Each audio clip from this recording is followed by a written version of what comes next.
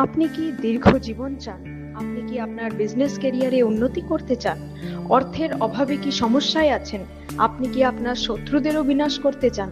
তাহলে এই নবরাত্রিতে এই ৯টি বিষয় যত্ন সহকারে পালন করলে আপনি এই সব কিছু অর্জন করতে পারবেন।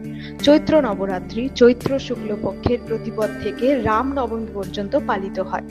এবার এটি ১৯শে মার্চ থেকে ২৭শে মার্চ পর্যন্ত রয়েছে। চলুন জেনে নেওয়া যাক এই ৯ দিন কোন কোন বিষয়ে খেয়াল রাখতে হবে। প্রথম বিষয়, মিথ্যা বলবেন না, প্রতারণা করবেন না। দ্বিতীয়, কোনো বস্তু চুরি বা অন্যের অধিকার হনন করবেন না, একেবারেই না। তৃতীয়, পরস্ত্রীর প্রতি কুদৃষ্টি দেবেন না। যৌন মিলন বা হস্তমৈথুন ত্যাগ করবেন, ব্রহ্মচর্য পালন করবেন। চতুর্থ, ভুলবশত কখনো অন্যের নিন্দা করবেন না এবং যারা নিন্দা করে তাদের সঙ্গ এড়িয়ে চলুন। পঞ্চম, কুসঙ্গ এড়িয়ে চলুন। নিজেদের মধ্যে ঝগড়াঝাটি করবেন না, কিন্তু যদি কেউ আপনার সংস্কৃতির ওপর আঘাত করে তবে উপযুক্ত জবাব দিতেও দ্বিধা করবেন না। ষষ্ঠ, সম্ভব হলে আপনার ফোন শুধুমাত্র নিজের প্রয়োজনে ব্যবহার করুন, যাতে আপনি নোংরা সিনেমার ফাঁদে না পড়েন এবং রিলস আদি দেখে ব্যর্থ সময় নষ্ট না করেন। সপ্তম, মাংসাহার তো ভুলেই যান, এমনকি পেঁয়াজ রসুন বা তামসিক খাবার ত্যাগ করা উচিত।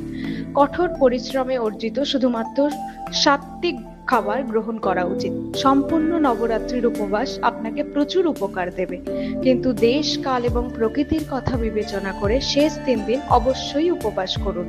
উপবাসের সময় আপনি ফল খেতে পারেন, আর হ্যাঁ, সেক্ষেত্রে প্রথম ৬ দিন হালকা খাবার খাবেন। অষ্টম, মদ কেউ না বলুন। এবং নবম, সবচেয়ে গুরুত্বপূর্ণ বিষয়, নবান্ন মন্ত্রের অনুষ্ঠান। নবান্ন মন্ত্রটি হলো ওম এম হ্রিম ক্লিম চামুন্ডায় বিচ্ছে। গোমুখীতে ঢেকে ১০৮ জপমালাতে মন্ত্রটি জপ করুন। প্রতিদিন অন্তত ১১ বা ২১ মালা জপ করার সংকল্প করুন।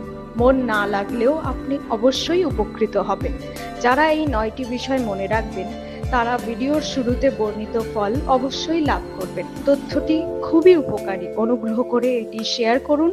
কোনো প্রশ্ন থাকলে কমেন্ট করে অবশ্যই জানান। হরি ওম।